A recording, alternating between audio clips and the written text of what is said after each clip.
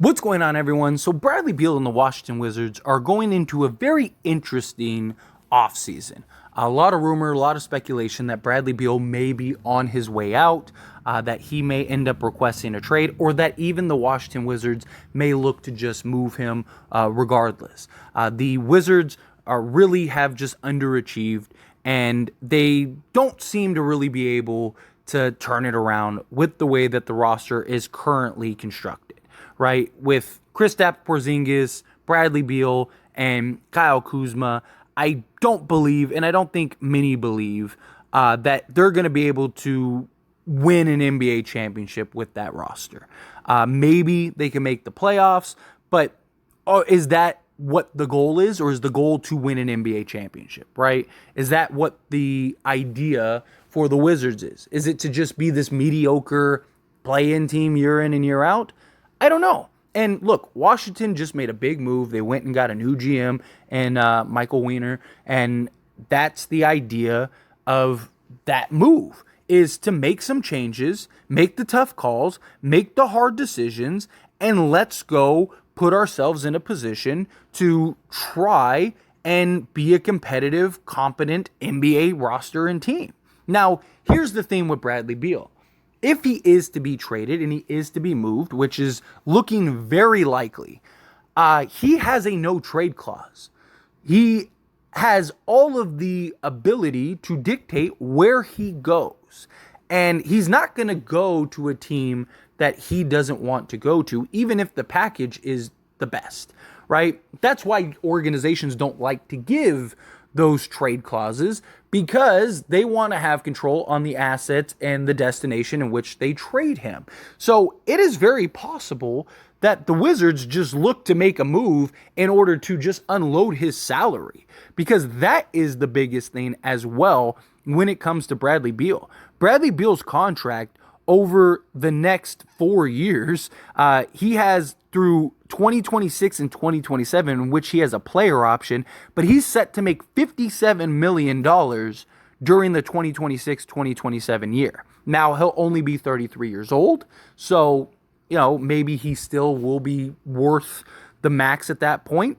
It's a possibility, although there's many questions of, is he even worth that kind of money now? He hasn't been a guy that's been able to lead a team or lead a roster, even necessarily to the playoffs, let alone to an NBA championship.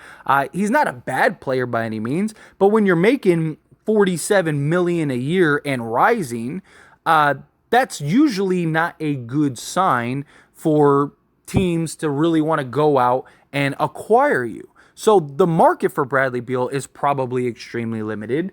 The assets in which you get in a return is probably going to be very limited, because he's not going to want to go to a Detroit or something like that to where he has to rebuild and go through the whole process. He's going to want to go to a contender where he feels he can win an NBA championship. But what contender is looking at Bradley Beal is like, oh, that's the missing piece. That's the piece we need. And with Bradley Beal, that'll be enough for us to win an NBA championship, and it's worth paying him, $50 million a year. That's where it comes in. Now, again, Bradley Beal is a guy that can give you 23 points per game. He's basically averaged that his last handful of years. He's had a couple years where he's put up 30 a game, but the last 2 years, he's given you 23 points per game. He's given you 4 rebounds, 5 assists, a steal, a block. So he's been solid on both sides, 85% from the free throw line. So that's good. He gets to the free throw line. He can knock them down, shoots 55% from 2, and he is a solid three-point shooter. Not like crazy elite, but 37% this past year from 3 on 4.5 attempts per game.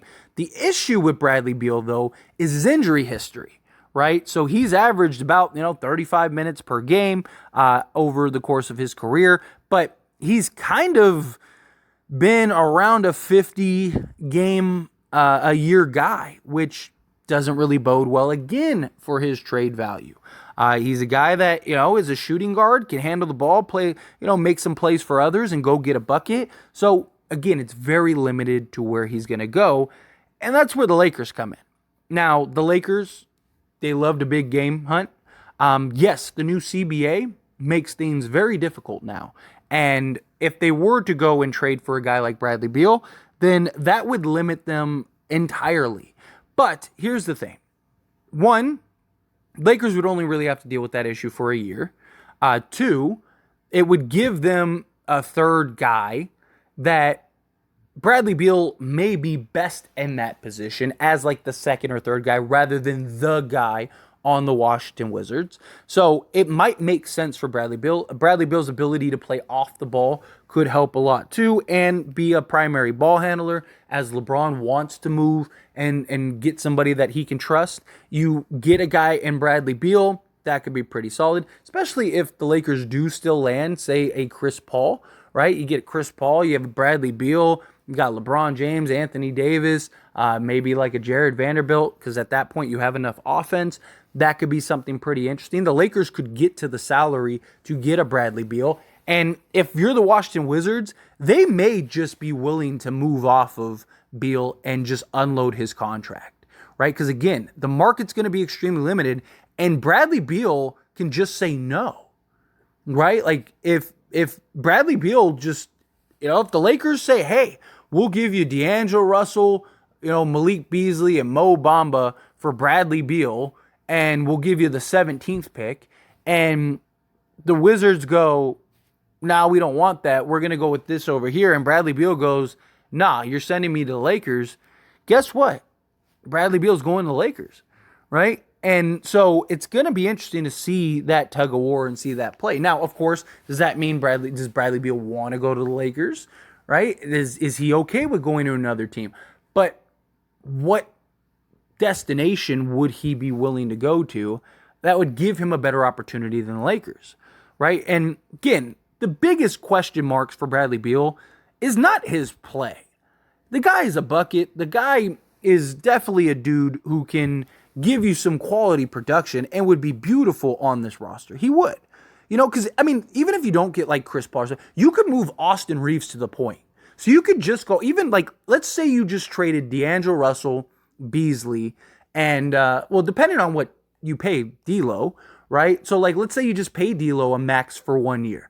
And the Wizards are like, hey, we'll take D'Lo on a sign and trade, do that, sign him to a 1-year deal, give him the max so the money works, and we'll just swap so that way that money comes off the books and we get out of Beal's contract. That could be a possibility as well. So it might just be as simple as like D'Angelo Russell and maybe like Mo Bamba or something like that, just to fully match the salaries, right?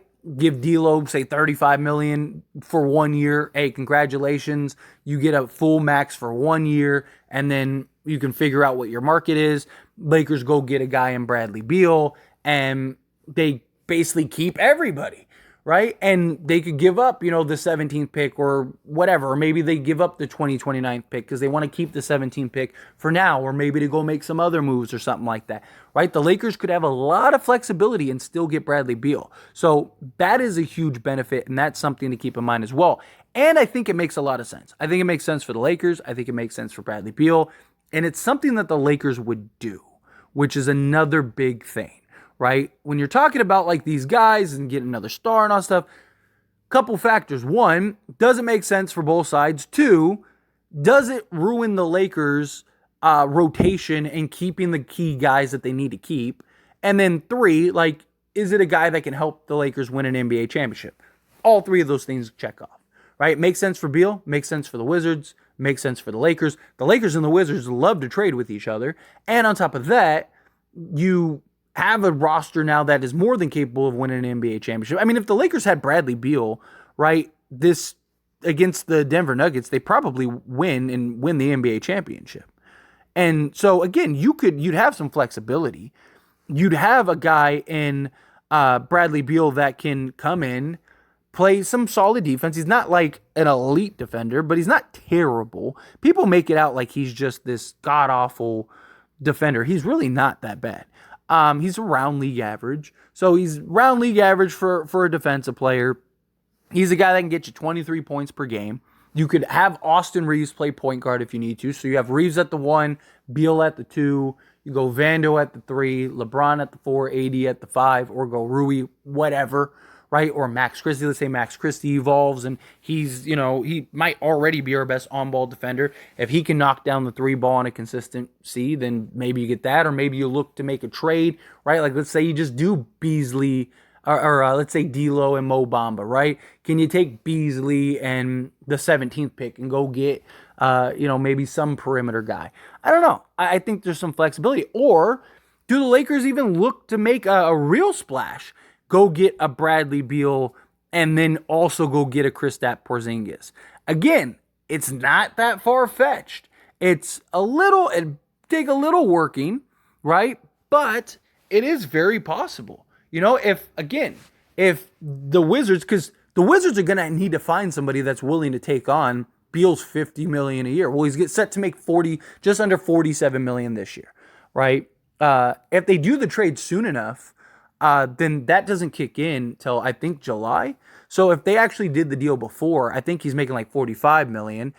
So you just got to clear that. With D'Angelo Russell, if you were to give D'Lo a max deal, for just one season in order to kind of cover the difference, then you could easily do that, right? And then when you're talking about Kristaps Porzingis, he has like 36 million, so you're talking about like 70 million in cap space that you need to get to.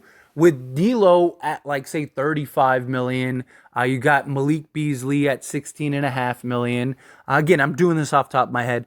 So you're talking 40, 50 million, and then Mo Bamba puts you at 60 million, and then you throw in like like Shaquille Harrison, something like that, who's making like 3 million, something like that. They get you to like 63, 64 million with the 125% rule. You can get pretty close. So it's not something that is ridiculously far-fetched. Maybe even if you were to draft the 17th pick, you can add that to that. So, and that's another like $3 million. So again, Lakers could, if they wanted to, get there. It would be tough. It'd be a little challenging. But ultimately, it's something that you could at least throw out there, right? Kristaps Porzingis, Bradley Beal, like, hey, we'll just take both those. We'll clear your books entirely.